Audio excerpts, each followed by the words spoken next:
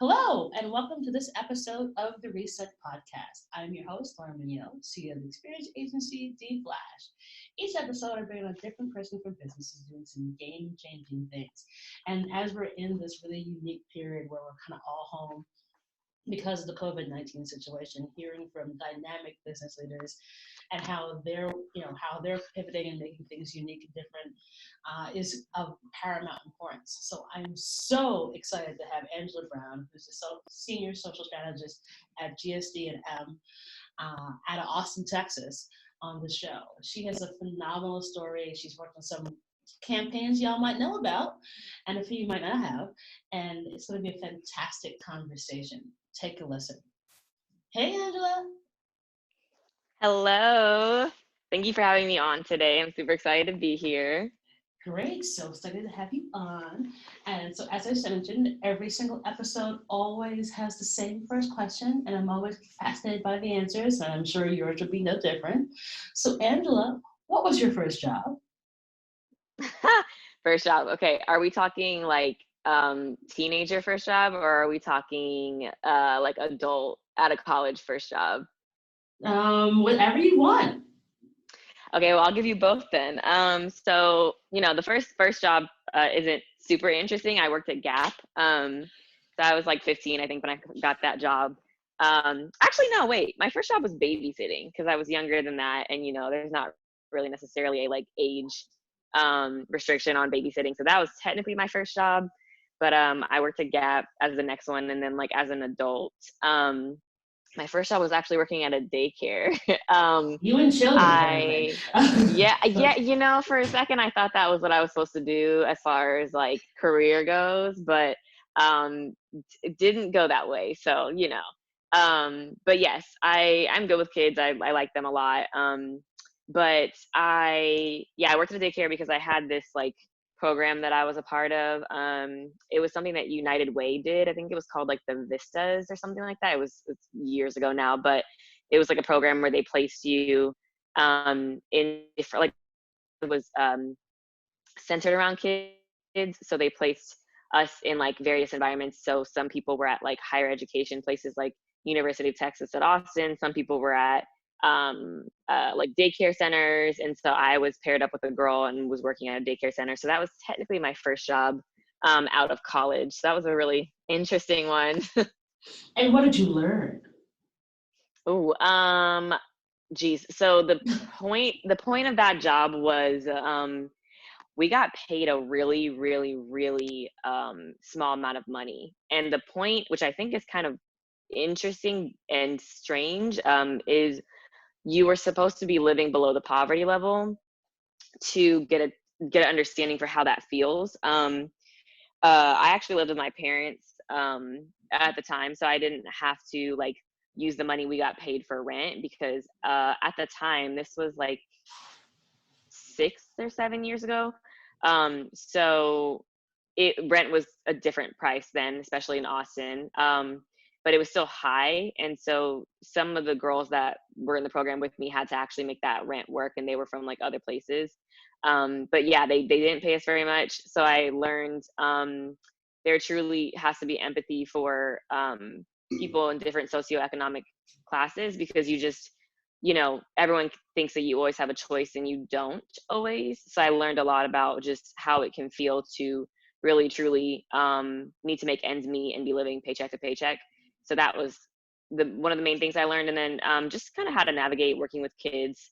The program was like set up to kind of educate them and get them prepared. I think it was called Success by Six. Now that I'm talking about it, I remember kind of more details, but it was we like went into daycare centers and like tutored the kids to make sure that they were ready for kindergarten. So Mhm. it was a nice little program. So I learned how to navigate teaching kids. It's a lot. It's a handful, and I have such admiration for teachers. Like they should be paid so much more than they're paid. So I learned about that, how to navigate teaching kids, and then also differences in socioeconomic statuses as well. So understanding what that feels like. Those were kind of the two main things that I learned. Awesome. Well, it's funny because like I think every parent in America is agreeing with you right at this very second, because because they are homeschooling their babies, and from my friends' side of the universe, it is not going well. Um, Yeah. I saw a meme from Chandra Rhimes who said that she's been homeschooling her kids for exactly 1 hour and like 20 minutes, and teachers deserve $1 billion a week. Because she's like, and I was like, I listen, I don't blame you, girl, because no, thank you. um, Teachers definitely deserve more. And it's interesting, like talking about people who are living below the poverty line and seeing how the frontline folks for COVID right now are your delivery workers, your grocery store workers, and how all that is like it's become a big shift now.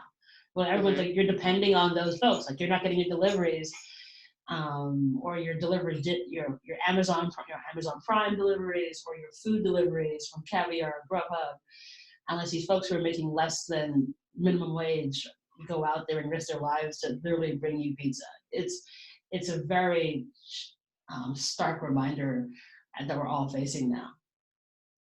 Yeah, absolutely. I mean, I've been a proponent of $15 an hour minimum wage. Like, I just don't understand how that's still not a thing. I mean, it's not matching with inflation, so literally it doesn't make sense just how it's still stayed such a low amount of money. So I remember when I made minimum wage, and it's nothing. So to your point, like, yeah, there's people. I mean, I actually just ordered food the other day, and these people truly are out in the world, like touching and interacting with all these things and people, and like, you just, how fast this thing spreads, you don't know if they're going to get it, like they are truly at risk to bring you a pizza, to bring you a sandwich, to bring you pasta, like, um it's really insane to think about how we still don't want to pay these, as a nation, like still don't want to pay these people the money they deserve. Like, it just doesn't, it's completely mind boggling. I hope after all this madness ends, their consideration and reform in how in raising wages, because it doesn't make any sense at this point. It never has really, but now it really really doesn't. Well, it's all coming to the forefront because you're now like this is this your life saving medication that you get delivered to your door from capsule or something is coming from someone who's risking their life. And if you thought the whole premise was like you wanted to keep people poor, well, those people are now saving your life. So Literally. when this is over, there's going to have to be a big old conversation about how economics and taxation actually has to really rock because everything has been shifted so suddenly. I mean, here in New York, it went from South by getting canceled, but I'm at a bar and I get that news and I'm like, oh gosh, this is so terrible. I cannot believe it. And then my phone starts blowing up. But I'm at a bar crowded on a Friday in New York. So like that Monday, everything going, everything's down. Like don't leave your Hmm. house, don't do anything. Like if you haven't, it's run on toilet paper for some crazy ass reason. It's which makes no sense whatsoever. Um, it really was just this very sudden shock to the system of how everything stopped within a matter of like hours.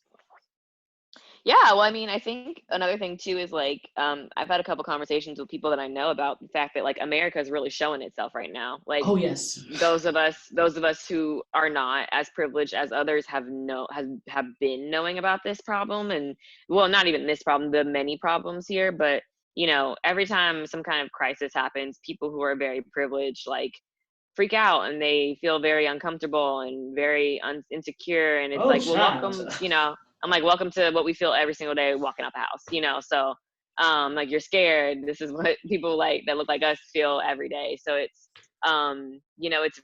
like America looks awful, and we've been looking awful for a couple of years, longer than that, but for really really for a couple of years. And it's just to know that we've surpassed China and like every other nation that had higher cases than us just shows like how ignorant we can be here and how selfish we can be here. And really unfortunate, but it needed to happen, unfortunately, because we just can't seem to get it together. Yeah, it really is shocking how you give someone a little bit of uncomfortable and comfort and they lose their minds. I mean, I'm in a few of these like Facebook groups about like what's happening, and it's like, oh, well, welcome to being a person of color in America, because you're uncertain and things are and you're not sure what's going to happen, and it's scary. Like, again, be a black woman in business for a day, one day, try. How's that feel? Or if I see one more post about, I wonder if there's going to be looting and like and strife. I'm like, do you not understand people have been poor for decades? Like, this is a thing that happens. Like, no one's going Right. to go destroy your precious Whole Foods. They're not And concerned about that. we're just so not concerned. You know why? Because our bodegas are full. FYI, just let you know. So we'll be all right. But, we talk about COVID for quite a while. All the economic disparities that are now being shown. But yeah, America is showing its whole self out to the world. But so had that incredible job first out of school. How did you get to end up having this chat with me as this bomb, incredible senior social strategist for an advertising agency? What was that journey from now till then? It has been very unconventional. It just it's I kind of feel like, honestly, it's a God thing.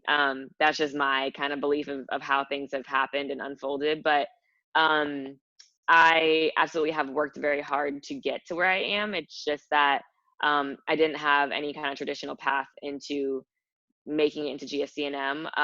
I was raised in Austin, so I'm, I'm here now. I wasn't born here, but I've been here since I was little, and so I've known about GSD&M for a while. And I took some advertising classes in college, but it was never really something that I kind of told myself I want to specifically get into advertising. I wanted to be in social media, but from the very beginning, I kind of wanted to be in like PR was my major in college. But I've always been really, really good at psychology. Like that was actually, I kind of went through a couple of different shifts in like what I wanted to do. First, it was like interior design.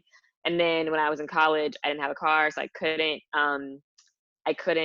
take the classes I needed to take because it was just going to be too inconvenient. So I had to drop that dream. And then I realized, okay, let me just do PR because that seems fun. And it's about like, mutually beneficial relationships between people and teams and businesses and whatever.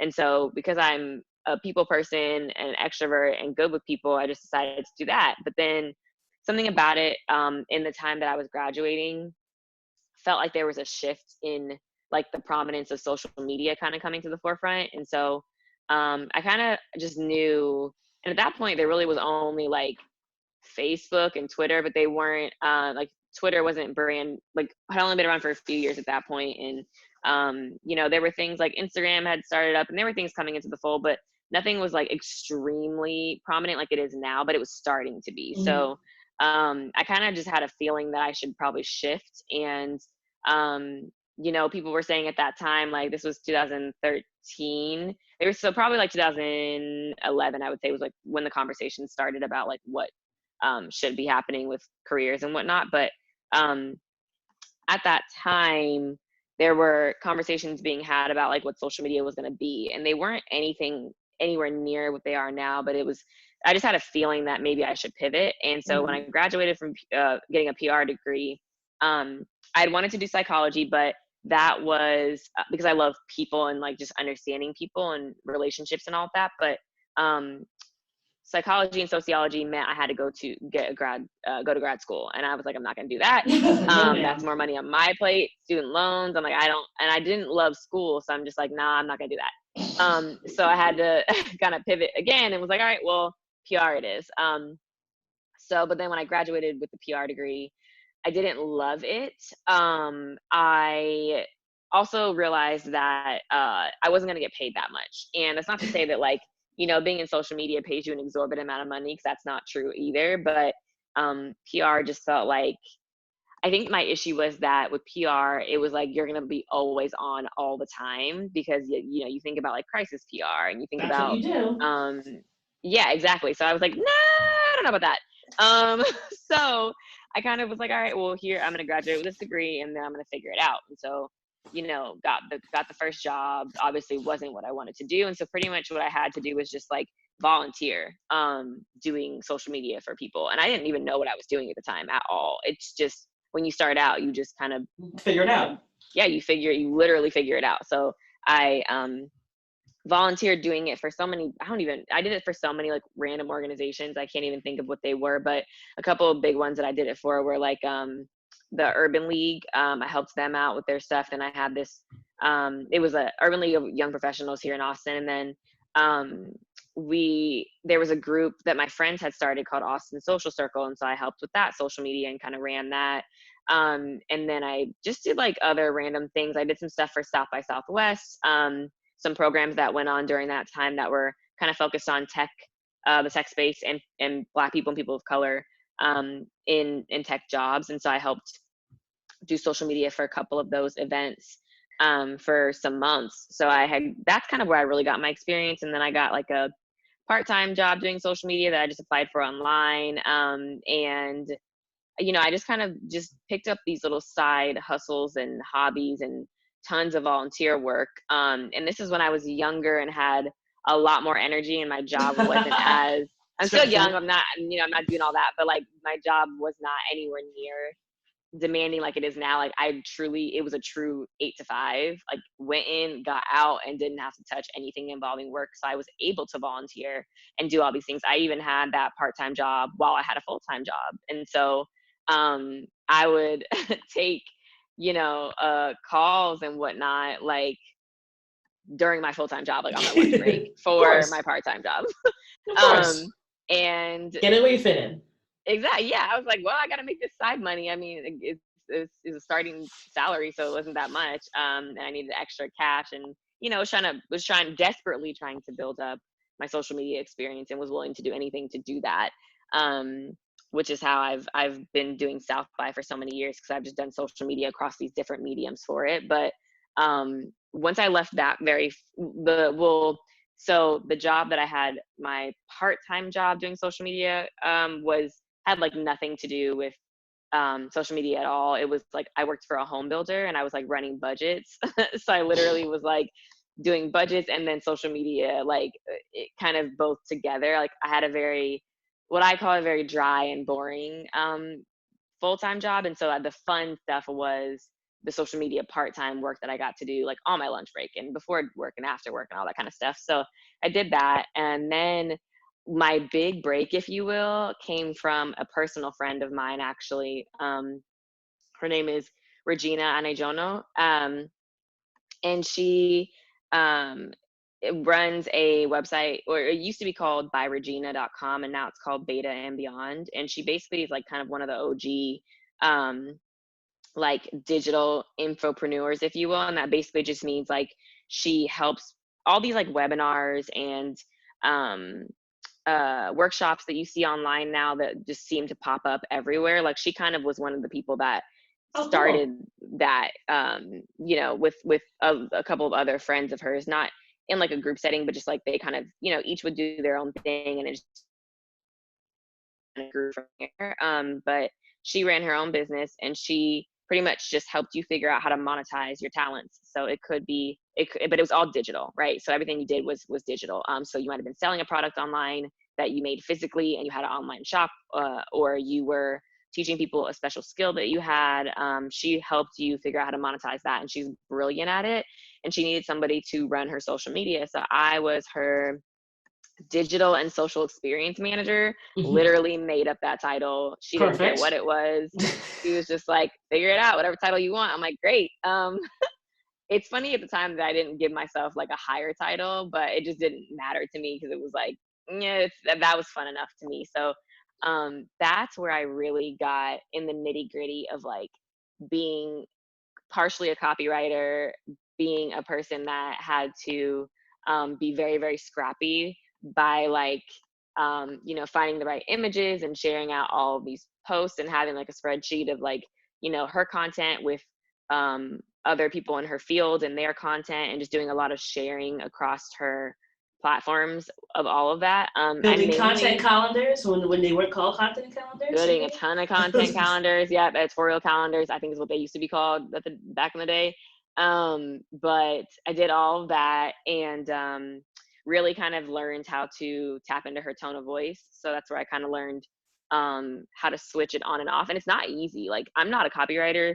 And now that I work with copywriters, I just love them so much and admire them because they're so good at what they do. And they really can seamlessly like maneuver in and out. But so that was my big kind of thing, breaking into social media. And from there, I worked, after I stopped working for her, I then worked for a small agency called the Automotive Ad Agency, and it was just focused on cars, and it was a very niche agency.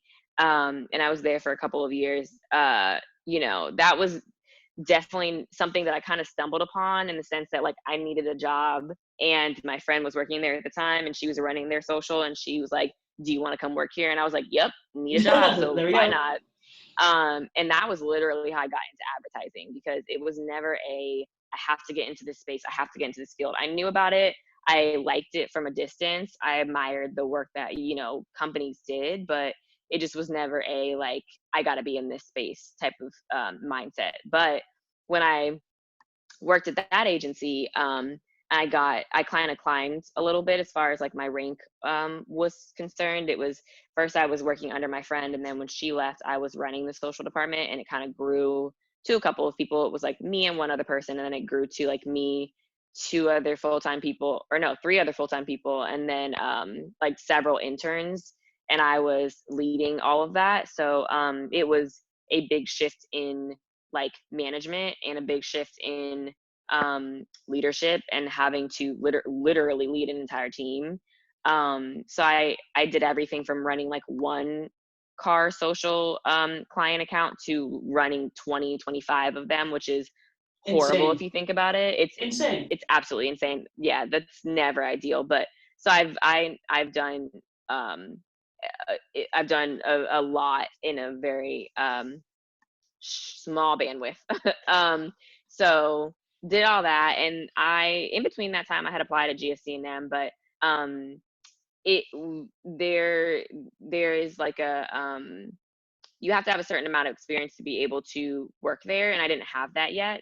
So I applied the first time, and funny enough, I actually met somebody who worked there through one of my best friends, who introduced me to her. And this is the very beginning of my career, so I didn't have any agency experience at all at this point.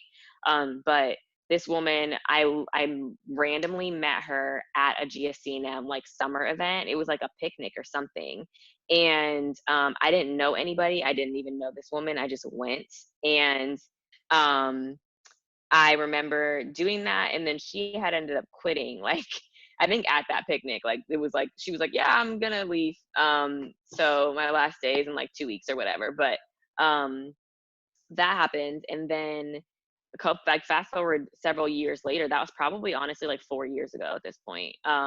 Before I got into GSD&M, it was probably 4 years ago. So like very, very beginning of my career. But then when I was working at the automotive advertising agency, somehow GSD&M got a hold of my, resume and all that good stuff. And they reached out to me, and interviewed with them, went through several rounds, interviewed with a ton of people, actually told them the story about how I had worked, or I had gone to a picnic at their agency, and I don't think anybody was there that like would have remembered me. I didn't remember anybody either, but it was just a funny story to be able to tell, that Mm. connected me to the agency. And I had really wanted to leave the job that I was at before that at the time. Like, I really wanted to switch up what I was doing, and move into a different space as far as like the actual clients that I was working with, because they were all cars, and that's just not my passion at all. So I wanted to move, and so got into GSD&M, thankfully. And I knew before I had started there that I was going to be working on Popeyes, and I had another client at the time called Lee Jeans. So I was like, great, I'm going to be on food and retail. I'm down with that. Mm-hmm. And so, I think the fact that I had worked on just had like a real penchant for pop culture and culture in general, and Black culture, and things that just really can move a brand. Like I think that really helped, with what I was able to do on that account. And so once I got into GSD&M, I was working on Popeyes, and worked with my social partner. His name's Randy, and we ran the social for the account. And so we did everything involving strategy and posting and working with creatives and all kinds of people. And so fast forward to about 10 months through being there was when all the Popeye stuff went down, with, the campaign and the tweets, and everything blew up. And then brand week followed after everything happened, because nobody knew who was behind any of that. Like, it wasn't just me, but nobody knew that there was even a Black person or a person of color involved. Yeah, well, that was the thing that was what sort of blew everyone's mind, because it seemed like it was, but no one had said anything. And just so for our listeners to understand, so your social team did some of the most phenomenal work on earth to help Popeye's chicken sandwich not only be one of the most talked about things of 2019, but basically made everyone realize how, when you actually activate Black Twitter in smart and impactful ways, it can lead to buckets and buckets of cash. Exactly. And there's a lot of meat to that, right? Like, there's so many layers to even that statement alone. It's like, there's not a way to necessarily do that is a blueprint. Like, I've talked about that, where I'm like, you can't, this is not you can't target them. Like, basically after all the Popeye stuff happened, the global CMO, Fernando Machado, who is over RBI, he wanted us to all speak at Brand Week with him. So I spoke on behalf of the team, like me and Randy's team, and then the team of GSD&M too. And then Goddess Rivera, who is the global culture and community. Yeah, she's phenomenal. At Twitter, she is just such a force. But spoke with her and him on stage, and our agency put together the how the presentation would happen, and I actually got to lead that, which was great, because we were so in the thick of it, and we knew every single thing. We at GSD&M knew everything that happened, from the beginning to the end, sales wise, social wise, community wise, everything was kind of contingent upon all the strategy we have put together. And, so after Brand Week, a girl named Danye had tweeted a picture from that GSD&M took of everybody who was there to support us speaking, and then me, Goddess, and Fernando. And when she tweeted that and was like, this Black woman was behind it, that is what blew up, and that's when people cared. Because the thing that's really funny is what I've been saying in every interview that me and Randy have done is nobody really cared until that girl tweeted it, and that was another Black woman. Mm-hmm. So not to say nobody cared necessarily about who did it, but they just weren't interested. They weren't invested because nobody had said anything, right? And even to that point, I didn't say anything either. I just was on stage. I spoke for the team, and I was directly involved in it. So yeah, but the thing about social that's interesting is for the most part, you don't really necessarily say what accounts you work on, because in advertising specifically, things change so rapidly. I was not going to put that I worked on Lee Jeans or Popeyes or any other account, because in 6 months that could not be the case. Right. So, unless you have, it just depends on who the person is. If you want to say you do it, that's fine. But both me and Randy were no, we're not going to say we do this, because it's not, and that was individual choices on both of our parts. But it was just we know how social works. We know that if something goes wrong, it could be an entire team behind it, and they would blame the one person whose face they think is behind it. And it's just, it can be too much. And so, I was I'm not going to say anything. It's fine. I don't really care to divulge that. But when Danye tweeted that, I was oh, well, here we go. And shout out to her for that, because she's incredible too. But, once that happened, it was it took on a mind of its own, a life of its own. And that was when interviews came in, and everyone wanted to talk to me and Randy, and wanted to know the team behind everything that happened, and the girl who spoke at Brand Week. And it was just, so much that went down. And I'm super grateful for all of it. So um, all of that, it's a long story to tell, but I think it's important to kind of pull out all the stops here and explain how everything came to be before addressing how you and I got connected, because that literally all of that had to happen. And there's so much more to that, but like all of that had to happen. And then I believe the way that you contacted me was when the official announcement came out that we were no longer working with Popeyes. And that was, I think, when you and I were supposed to meet at South by, and then of course that didn't happen because of COVID. But basically, I had tweeted, I made a thread, and just talked about how unfortunate it is that you can do really phenomenal work, and sometimes it doesn't matter. And it's nothing against Popeyes. It's nothing against the team over there. It's nothing against the brand. It's just the unfortunate reality of like, feeling like as a Black person in this space, you can navigate it and you can do it in a phenomenal way and in a flawless way, if you will, or in a like In a flawless unprecedented way. way. Yes. Flawless, In unprecedented. a, Say in a, it all. Take all in your a, flowers, girl. I'm taking them. So, you can do all that, and it still is just like, dang, that's really just how it happens. And there's, some things you can't control, and there's no hard feelings. There's no shade. Like, everybody's moving forward and, doing what we need to do. But it's insane that could happen, and then the account still goes, and that shows you the nature of the industry. And so that's kind of how we ended up where we are now with you and I talking, because when I said that, a lot of people ended up DMing me, and just like, a lot of people commented and retweeted it and whatnot, just very shocked, because when it was like, so y'all did this and then they left, and it was just, people were very confused. And I won't go into details about all of that, but yeah, that's where we are now. So that's how we got to this phone call. Well, no, thank you so much for your honesty, but also explaining how you got to where you stand today, because I think, in the land of social media, there's so much, fluff and foolishness and fakery, and it's refreshing to hear how you literally hustled your way to be where you are. But like, if you didn't have innate talent, all the hustling and fakery is, you can't get anything done. It's like you have to be good at what you do, and you have to take the opportunities when they arise and go for them.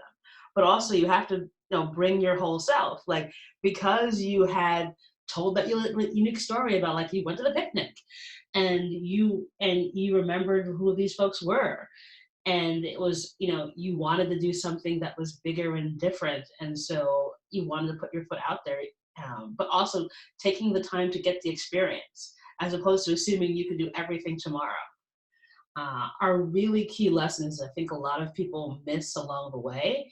And as we now are in this kind of period where we all are sort of like taking a weird kind of break, like a forced break, Mm-hmm. to really hone in our crafts and do it really well, and also acknowledge the dope stuff that we can do, because like that's what you were able to really encapsulate and encompass. And so, I was just blown away by what you had done. And like, yeah, when I saw the I think I saw it because no goddess, of course. And so I think when she retweeted it, I saw it and I was like, there are two Black women, yes. But also, I think a lot of us assumed that there was obviously Black people behind that, because like that doesn't seem like a white guy wearing Converse and with a British accent would have been the person who came up with y'all good.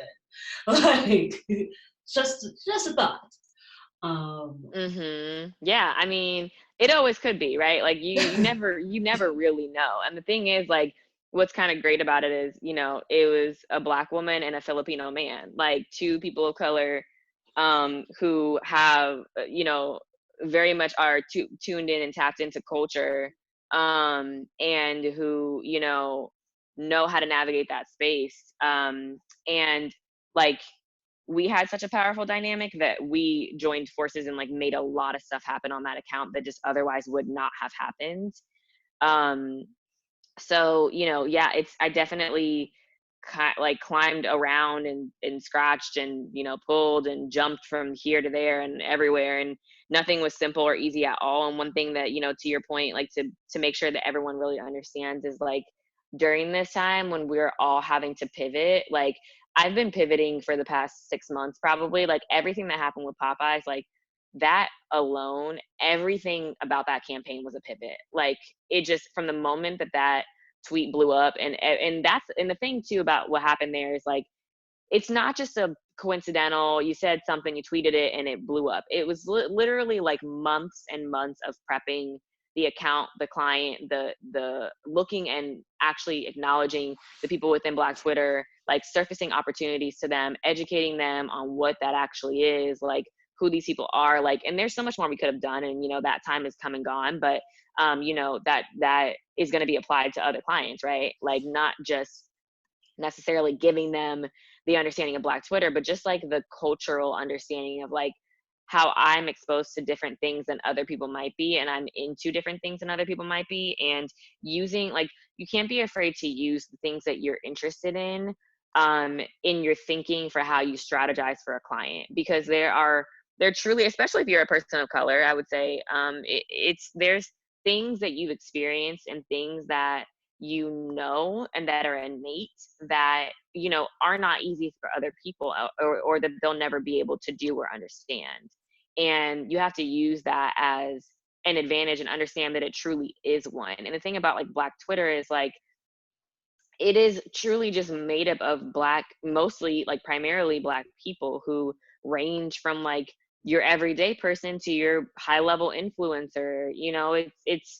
It's just a plethora of people, and it's people like that who made this happen. Because literally, like Gary Nix had said something about this that we actually quoted at Brand Week, but he said, without Black Twitter, this Popeyes could have launched this with like less fanfare and less notice from competitors. And that's 100% true. It was Black people within Black Twitter who ignited this whole thing and really blew it up, because it could have just been another regular tweet. And it's like, haha, it could have been funny and then just been left at that. But like Black people and Black people within Twitter made it what it was. And so like, but there's more to just like acknowledging that. Like I want to be able to actually, have things happen from this, right? Like investment in Black creators. We're still seeing issues on platforms where they don't get their due, like what's happening on TikTok right now, Oh where, my God, yes.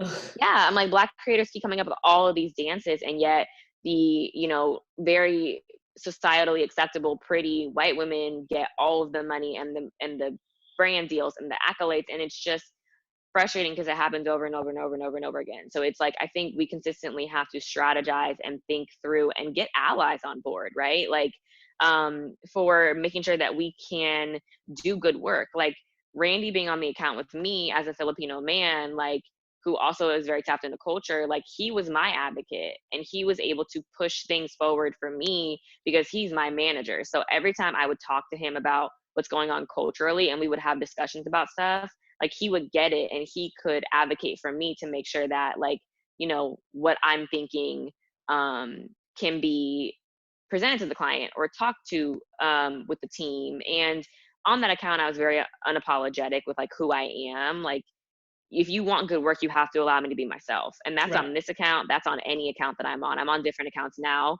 that are not as culturally like uh in tune as Popeyes is. Like Popeyes is a very unique account, and it's just like Black people made it what it was anyway. Like before any of this even happened, we've been doing that for decades with that We've been brand. new. And yeah, Just I'm for like that. literally every meme and every like the biscuit jokes, like all that is like Black people and Black culture. Like that's just what we do. So all of that to say like there are just certain things that you have to understand that as a person, no matter who you are, like you have certain innate attributes and talents that you can bring forward for something like phenomenal to happen. But also like the understanding that this is not something that can just be replicated. Like I try very carefully to let people know, like every client that we've talked to after this Popeyes moment, whether they blatantly say it or not, they want a Popeyes moment. And I have Right. to let them know, like, listen,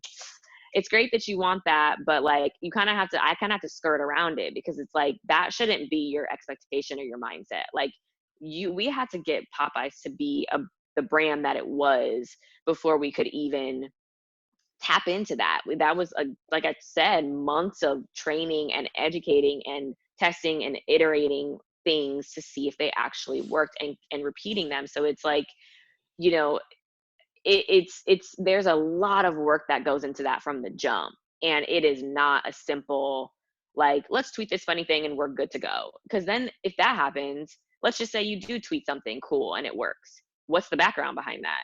Is it as flat and as basic as, oh yeah, we just tweeted it and it worked? Or is there actually thinking behind how you got to that point that makes a story, right? Because it's, you know, it's not inspiring and it's boring if there's nothing behind that, and it's just you did this thing and it worked.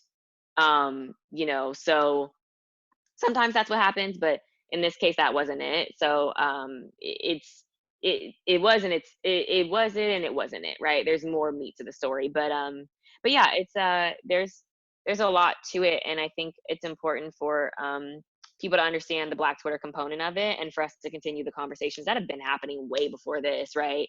But you know, showing that, to your point, like, dollars really come through when it comes to Black people and the influence of Black culture on literally everything, every culture, mass culture. Like, that's what it is. And so there just need to be more things put in place, more programs, more mechanisms, more support to understand how to elevate these people and these creators to be in positions to, you know, like, inspire and also to make money And for get paid for themselves and this. for companies. Oh, Yeah. absolutely. It's funny. Like, Gary and I did a podcast about the chicken sandwich, like, the week it all blew up, because because here now we're DMing on Twitter. I was like, we need to get you to talk about this.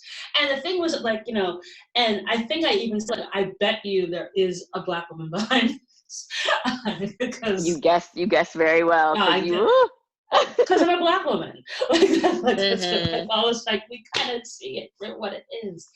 But also, I think it was so very important, and it's so true that, like, you know, with the rise of TikTok and everyone seeing these memes and then seeing the whole thing of Jamelia and, like, the girls, and then what happened when you put Jamelia with the white girls and they did the TikTok together? She, like, blew them off the stage because she was doing it 1,000 times better than ever they tried to, but yet they had got Yeah, this. because it's her dance. That's Like, her she wiped the dance. floor with them. No, you know, not trying to necessarily shade them, but, like, yes, that is that. Sorry, not to cut you off, but yes, exactly, to your point. Like, that is, she did them in, like, because she knew that was hers. Like, that's it. Just that's what happens. Yeah, it's, and you know, I think the more that we can, like, you know, it's like, how many more times we have to show you that when you activate, you know, Black Twitter and activate audiences of Black women online, it yields you more dollars before you realize you need to pay these creators. You need to actually be within these communities and not just dip in because you want to make some money and then dip out. Like, Yeah. that's the thing I think that has to sort of really be the lasting image of this, is like, you have to put real table stakes into communities and not just take but also give. Exactly. And I think, you know, the best brands do that. And right now actually is a good time for people to pay attention to that, right? Like, one thing that that I want to touch on is, like, you're never going to stop learning, and there are just so many people to learn from in what's happening now. Like, pay attention to people who are saying things during this moment. It's not even just the brands. It's like the people that work for the brands, it's the people who have their own opinions, it's the, you know, the people who have small followings. Like, there are people who are brilliant with, like, 200 followers. Like, it doesn't matter the number, right? So um but there are people whose thinking is going into the brilliance of campaigns and of you know, of like uh donations and of, like, contributions and anything that is being done in this moment, specifically for COVID. That's, you know, these people are saying, like, this is a time to be considerate and understanding and respectful, and to put the brand aside. And you have to pay attention to, like, where that's happening, right? You know, what brands are actually taking the first step, and they're saying, hey, I'm gonna actually do the right thing here. You know, like, The there's a first lot time of brands ever, that, we're gonna do the right thing. Yeah, exactly. And this is very rare that this is happening right now. It's like one brand did it and then every brand followed because, the landscape is going to completely shift. So it's going to be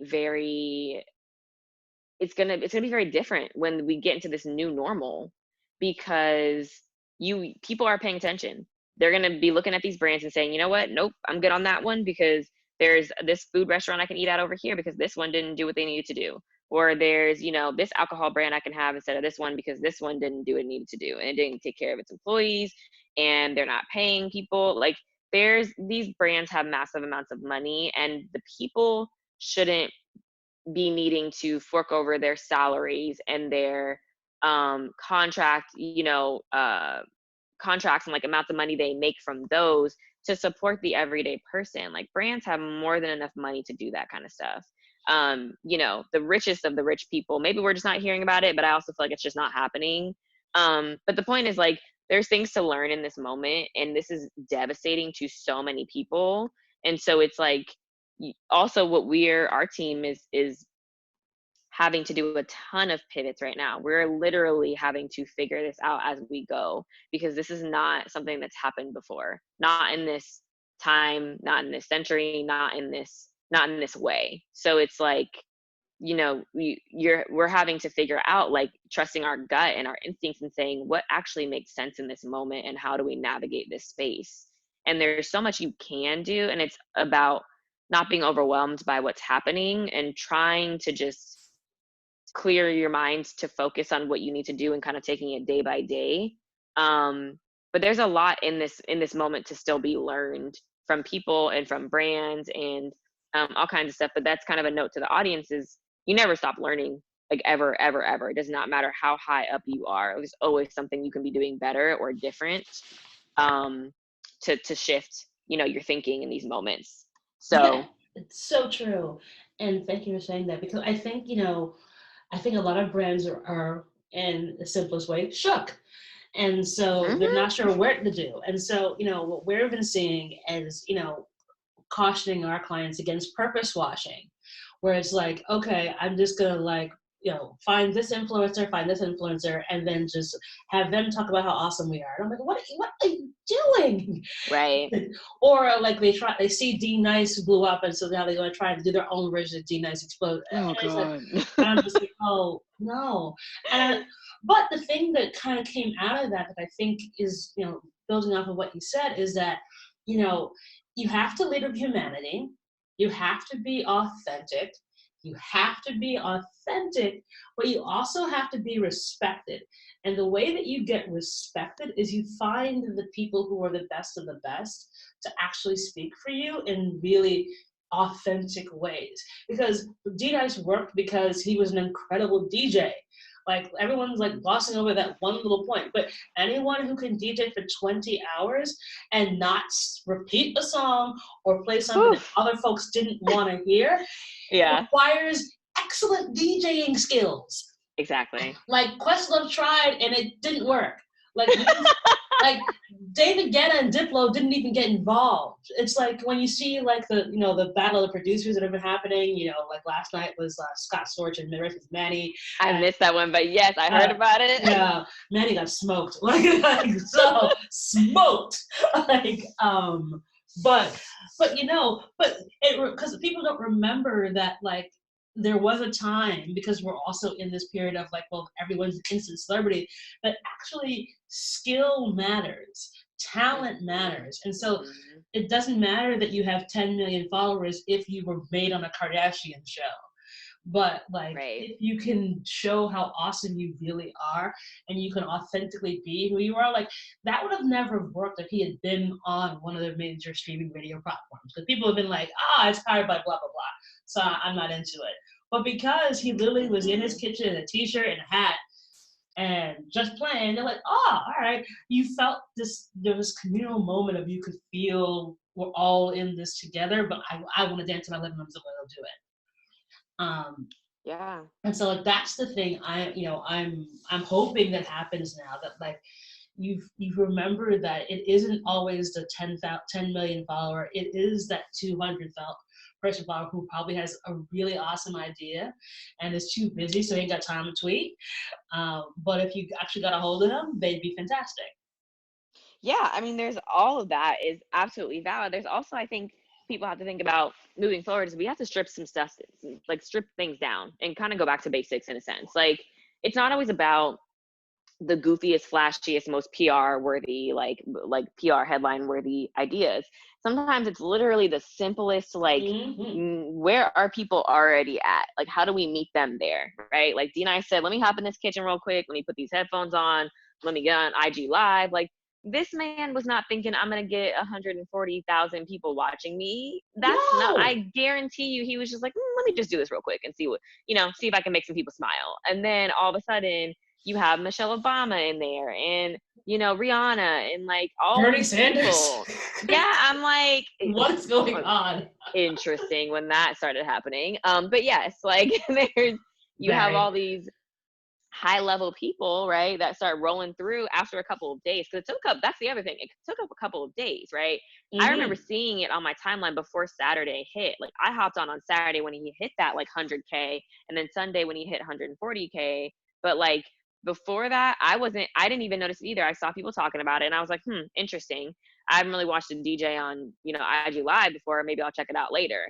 But he had been doing it for like a couple of days at that. I think he had been doing it like all week or something like Mm-hmm. that. And so when Saturday hit, like, that was something about the organic nature of people sharing it and talking about it. And again, the like communal aspect of Blackness and Black Twitter, and people talk, that's where I get all my news, right? Like, that's Yes. literally where I was hearing about it. That's where I heard how Swiss Beats is the one announcing all these DJ battles and these producer battles and these like music battles, if you will. Like, it's you, there has to be a level of like effort put into this stuff. So you got to strip things down to the basics, and you have to put in the effort, because nothing is going to be a one-time thing. Like, even these creators who blow up off of one thing probably were working pretty hard behind the scenes, and you just don't know what they've been doing. Like, it's gonna be rare. It's not that it doesn't happen, but it's rare that someone hops on the scene and they haven't been putting in the work. So it's like, there's something happening behind the scenes that you just don't know about. But there's so many lessons in, you know, what it actually means to be authentic, because D Nice, like, to your point, that was him. That was him, his whole self, as the person that he is, choosing to just do something that makes people happy. And you can bet money brands are going to try and jump on it, and I don't necessarily blame them. I just think that he's going to have to maneuver how he chooses to work with somebody or partner with them to Right. bring a new aspect to like a live set or whatever it may be, right? Moving out of COVID, maybe he does partnerships once a month with brands and does a set. Like, we don't know what's going to happen, right? But the one thing that I really want, brands to not do, and not that we're speaking to brands on this podcast, this is for the people, but like, the one thing that I really always urge brands not to do is stop trying to co-op stuff. Like, it Oh, is please stop. so frustrating and so annoying. Even when I look at some of the biggest brand accounts that everybody loves, and even I like, I just look at like the language they use, and I'm just like, ugh, the ebonics is just so frustrating. Like, Stop it. Stop it's it. just so, I'm like, I just feel it throughout everything. And I understand it's tempting because, we make culture, and it's hard not to have us in every layer of it. It's just what it is, but it can just feel so gross when it's done in the wrong way. Um, and for the wrong reasons. And so, it's being very careful to navigate that landscape, and it's not putting the pressure on yourself to feel like if you do blow up for whatever reason that you then have to replicate that, because that's not fair. And that's one thing that I think unfortunately gets put on Black creators and creators of color is like, well, you blew up this one time, so now I need you to do it again and again and again and again. Or you blew me up for this brand, so now I need you to replicate that. And it's like, how about we just focus on being the best version of this brand and thinking smart for this brand and thinking what makes sense for this brand? Because this stuff that happens for people and for brands sometimes, like a Popeyes, is not going to work for other brands and is not going to work for other people. So it's just understanding too that authenticity doesn't just mean like be who you want to be. It's like, well, does it make sense?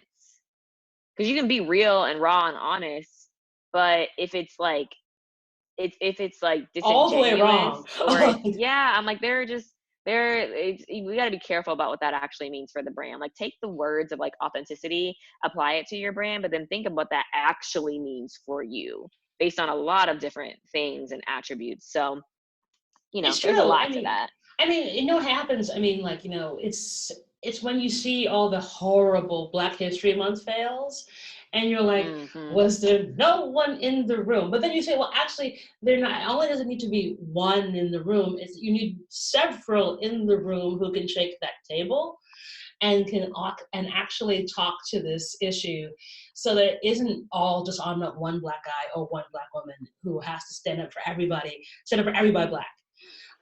But Yes. when you actually are building a team, like, when you were explaining that, you have to have those people who have like figured it out and scratched their way out. I was like, aren't you talking about yourself as well? Because like, I think, you're the perfect example of this.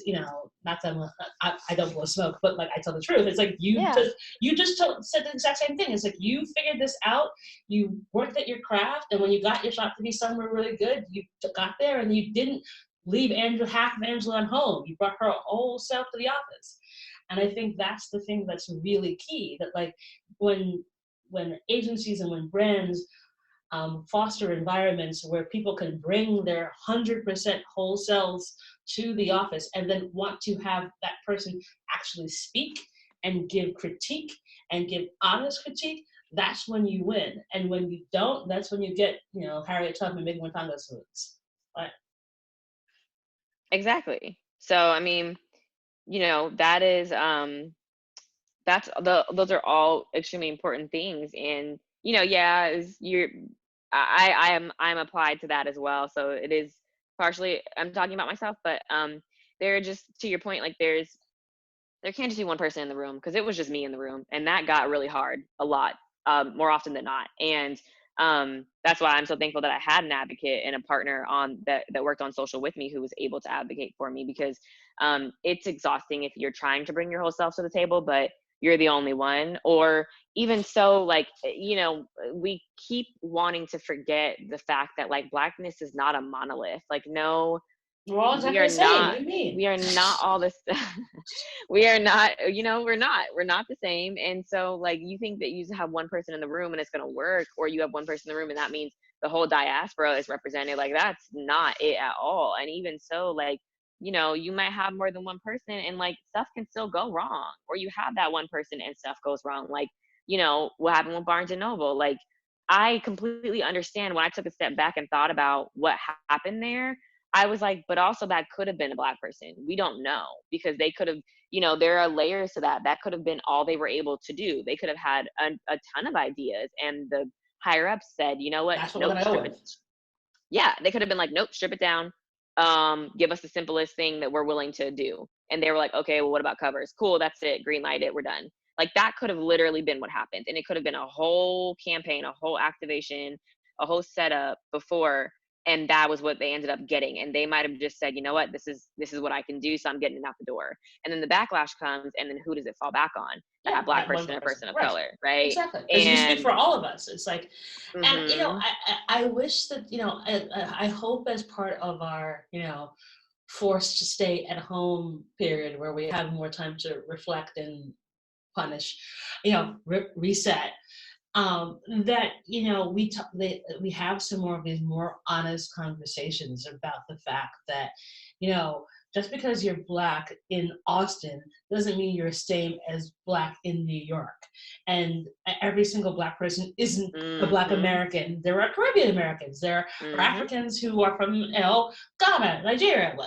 And, everyone's upbringing is different. Everyone's view on the world is different. Just like you don't assume every single white person is exactly the same because they're Irish, Italian, Jewish, and even if Mm-hmm. you're Jewish, it's like, oh, well, are you Sephardic Jewish? Are you Ashkenazi? Like, you can break down all these other cultures into very minutiae level, because you know that everyone's different. But like, when it comes to quote unquote Black people, we're all just the exact same person. Yeah.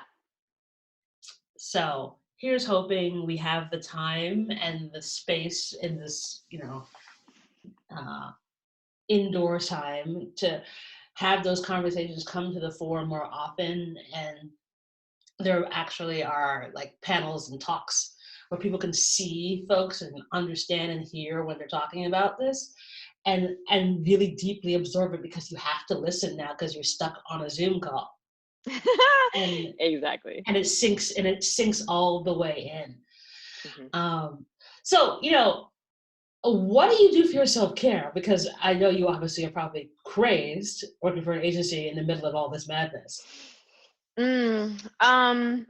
I wish I could say it's consistent. It's not, but That's okay. We get I it.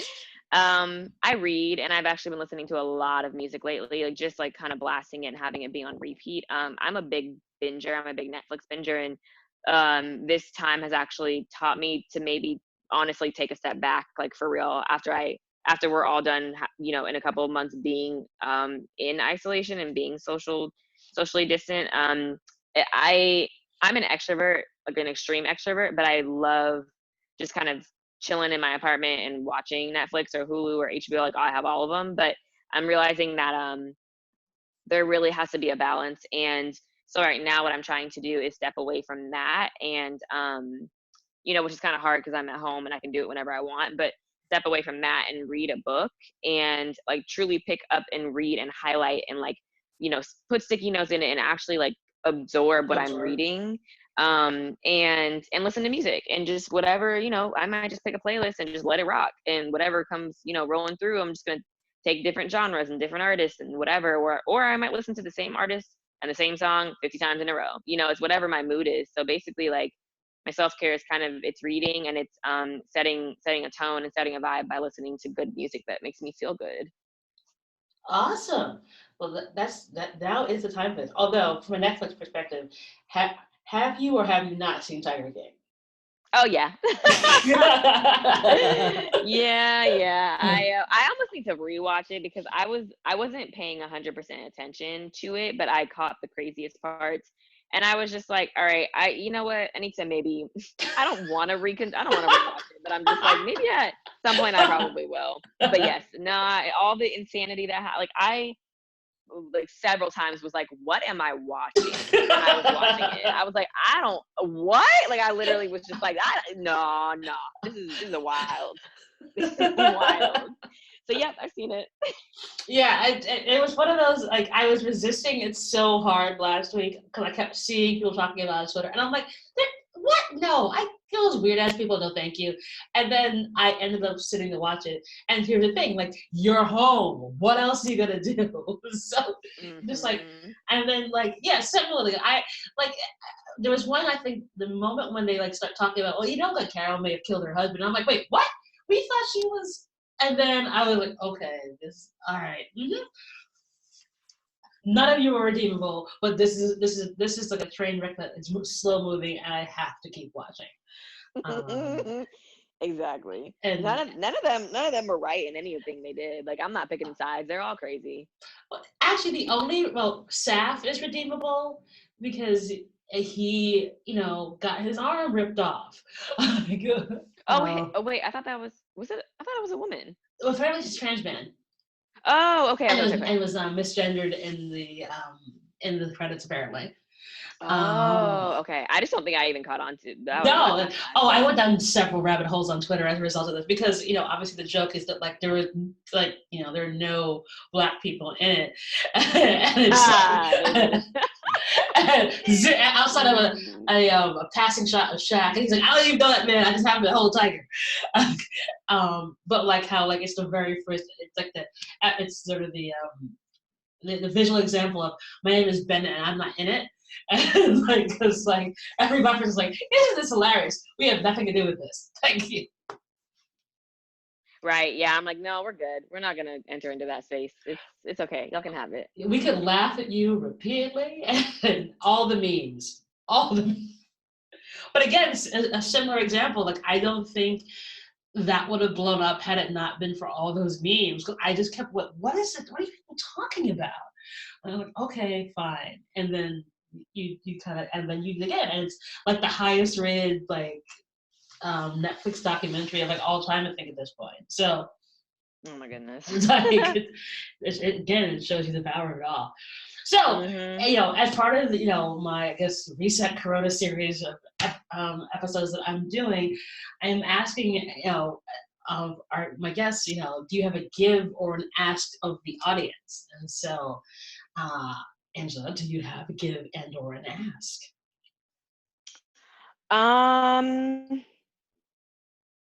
Yeah, I guess my ask, because my give is kind of just make sure that you are like taking in things that help you learn during this time, and getting time to like understand yourself, understand how you work, understand how you think, because and also the other kind of I guess I'll do both. The other give is um, understand how the things that you are like into, the hobbies that you have, the um, things that you absorb outside of work, understand how that applies to your thinking for how you do work for like a client, because a lot of times they need that unique perspective and they need you to be able to step outside of how they normally do stuff and like traditionally how things work and shake the table a little bit.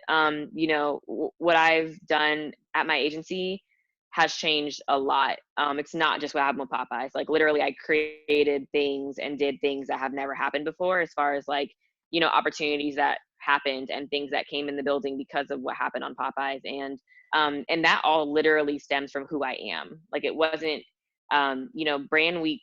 I was myself on that stage and I was able to entertain the audience and talk to them how I talked to them. And Goddess and I had a vibe, and we talked to each other and we supported one another. And that was a very unique experience that nobody else could have done. And so I say that because, I think sometimes we just downplay or water down truly who we are. And there is something really magical in that. So it's understanding like your personality and your traits and what you can bring to the table to make things better. And it's understanding how things that you're interested in bring a different level of thinking to what you do professionally.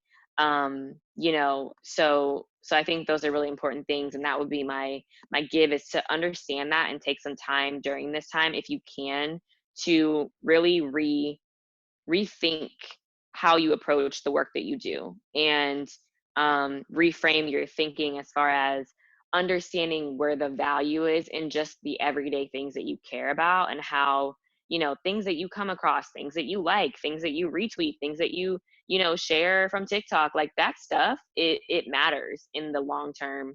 I will say specifically from social, but I also know like the brand strategists and the creatives that I work with should be doing the same thing. Like they should be looking at, things culturally, and they should be thinking about how the things they're into apply to making the work better, for clients they do work for. And then the ask, I truly just want people to take care of themselves during this time. And I truly want for people to, like, for this audience that's listening, to take some time to take some time for yourself, because I think truly there is a bigger reason for why this is happening. And I think literally it feels like the whole world got sat down, Mm-hmm.